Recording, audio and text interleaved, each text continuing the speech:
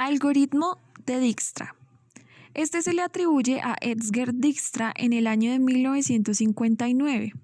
Este algoritmo nos sirve para hallar la distancia más corta de un punto a otro en un grafo. Para saber qué es el algoritmo de Dijkstra debemos tener dos conceptos previos, grafo ponderado y etiquetas. El grafo ponderado es aquel que tiene un valor en su arista. Puede ser distancia, costos, probabilidades, etc. Etiquetas. La etiqueta temporal nos ayudará a poner la etiqueta definitiva. Estos números son el valor acumulado de la suma de las aristas anteriores. Estas letras son el vértice predecesor o anterior. Esto lo entenderemos con el siguiente ejemplo.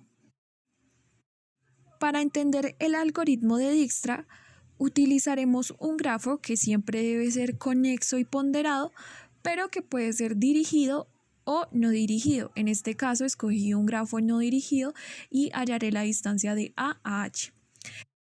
Para empezar, pondremos nuestra primera etiqueta. Esta siempre va a ser definitiva y va a ser desde donde comienza nuestro camino. Como antes de A no hay ni vértice ni arista, vamos a poner un 0, un signo que es como generalmente se denota esta etiqueta.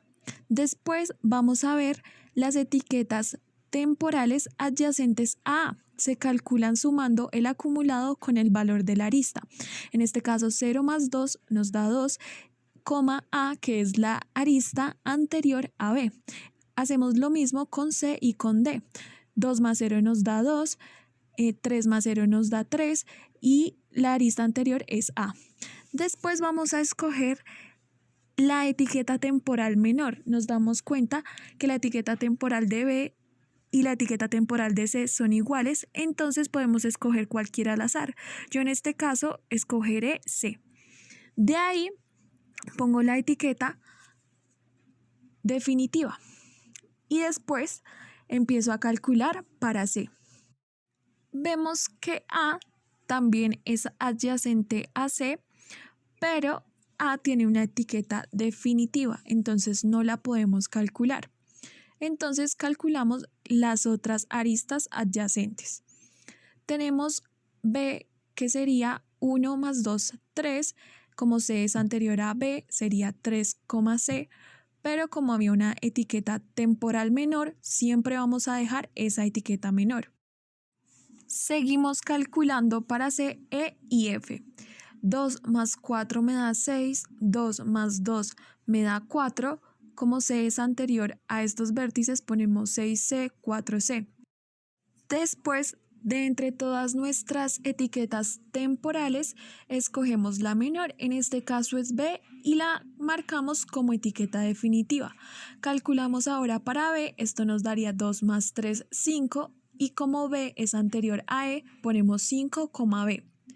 Vemos que 6, C es mayor que 5, B, entonces lo quitamos.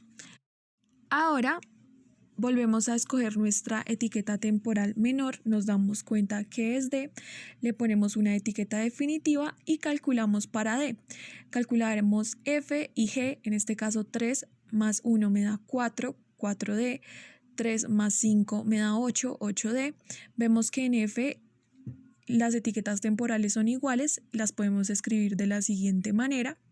Y ahora vamos a buscar cuál es la etiqueta temporal menor, en este caso es F. Ponemos ahora una etiqueta definitiva y empezamos a calcular las aristas adyacentes a F. En este caso E sería 1 más 4, me daría 5, como F es anterior a E, me daría 5F. Y como E tiene dos etiquetas temporales iguales, se pueden escribir de la misma forma que la anterior. Ahora calculamos H. Entonces 4 más 2 me da 6 y como F es anterior a H, ponemos 6F. Ahora calculamos G. Nos damos cuenta que 4 más 6 solo nos daría un número mayor que 8, entonces no es necesario calcularlo porque este valor no va a cambiar. Ahora escogemos nuestra etiqueta temporal menor y calculamos para E.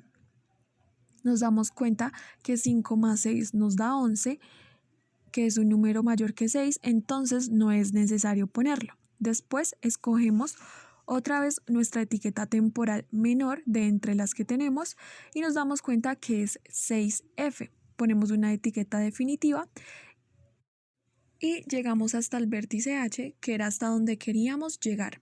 Para ver nuestro camino, nuestra distancia más corta, lo que tenemos que hacer es devolvernos, es decir, de H a F y de F a C o D. Vemos que tenemos dos caminos, es decir, de F a C, de C a A o de F a D, de D a A. Y esto es todo por el algoritmo de Dijkstra. Gracias.